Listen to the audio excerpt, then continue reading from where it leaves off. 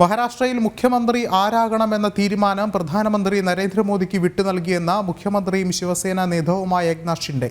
പ്രധാനമന്ത്രി എടുക്കുന്ന ഏത് തീരുമാനവും അനുസരിക്കും. നാളെ മഹായുതി സഖ്യത്തിന്റെ യോഗത്തിൽ സർക്കാർ രൂപീകരണ ചർച്ചകൾക്ക് അന്തിമ രൂപം നൽകും. ബിജെപിക്കൊപ്പം നിൽക്കുമോ എന്ന ചോദ്യത്തിന് പ്രസക്തിയില്ലെന്നും ഏക്നാഥ് ഷിൻഡെ പറഞ്ഞു. കൂടുതൽ വിവരങ്ങളുമായി ജിഷ്ണു കൃഷ്ണൻ ചേരുന്നുണ്ട്. ജിഷ്ണു, എന്താണ് ഏറ്റവും പുതിയ വിവരങ്ങൾ?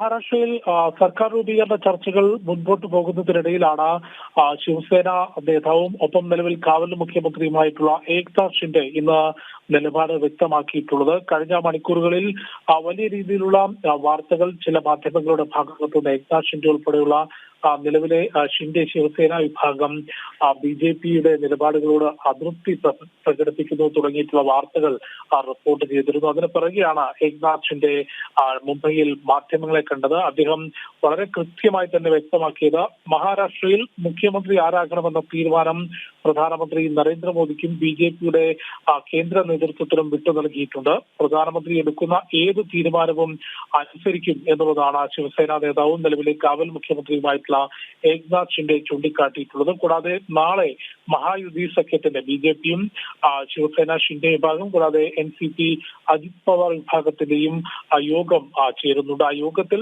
സർക്കാർ രൂപീകരണ ചർച്ചകൾക്ക് അന്തിമ രൂപം നൽകും എന്നുള്ളതാണ് ഷിൻഡെ വ്യക്തമാക്കിയത്. അതായത് നാളെ നടക്കുന്ന ഈ മഹായുതി സഖ്യത്തിന്റെ യോഗത്തിന് ശേഷം മുഖ്യമന്ത്രി ആരാകും എന്നുള്ള പ്രഖ്യാപനം ഉണ്ടാകും എന്ന് തന്നെയാണ് മനസ്സിലാക്കേണ്ടത്. ഒപ്പം ബിജെപിയുമായി അതൃപ്തിയുണ്ട് അല്ലെങ്കിൽ ബിജെപിക്കൊപ്പം നിൽക്കുമോ എന്ന ചോദ്യത്തിന് യാതൊരു തരത്തിലുമുള്ള പ്രസക്തിയില്ല എന്നും ബാലാസാഹേബ് താക്കറെയുടെ ആശയങ്ങൾ നരേന്ദ്രമോദിയും അമിത്ഷായും സഫലമാക്കുന്നുണ്ട്. അതുകൊണ്ട് തന്നെ മറ്റ് ചോദ്യങ്ങൾക്കോ മറ്റു വാർത്തകൾക്കോ യാതൊരു തരത്തിലുമുള്ള പ്രസക്തിയോ അടിസ്ഥാനമോ ഇല്ല എന്നുള്ളത് കൂടിയാണ് ഏക്നാഥ് ഷിൻഡെ ചൂണ്ടിക്കാട്ടിയിട്ടുള്ളത്. മഹാരാഷ്ട്ര നിയമസഭാ തെരഞ്ഞെടുപ്പിൽ 288 അംഗ നിയമസഭയിൽ മികച്ച വിജയം നേടിക്കൊണ്ടായിരുന്നു മഹായുതി സഖ്യം ഭരണം നിലനിർത്തിയത്. അതിൽ ബിജെപി 132 സീറ്റുകൾ, അതായത് മത്സരിച്ചതിലെ 85-ലധികം സീറ്റുകൾ ബിജെപി വിജയിക്കുന്ന സാഹചര്യമുണ്ടായി. ഒപ്പം ശിവസേന പിളർന്നതിന് ശേഷം ശിവസേന ഷിൻഡെ വിഭാഗവും ഉദ്ധവ് വിഭാഗവുമായതിനു ശേഷം നടക്കുന്ന ആദ്യ നിയമസഭാ തെരഞ്ഞെടുപ്പിൽ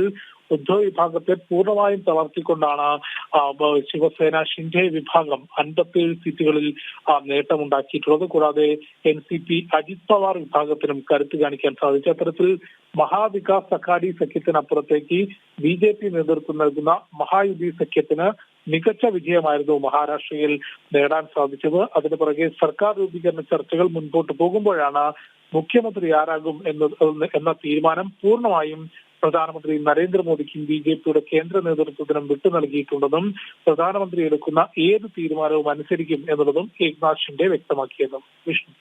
ശരി, ജിഷ്ണുവാണ് വിവരങ്ങൾ നൽകിയത്.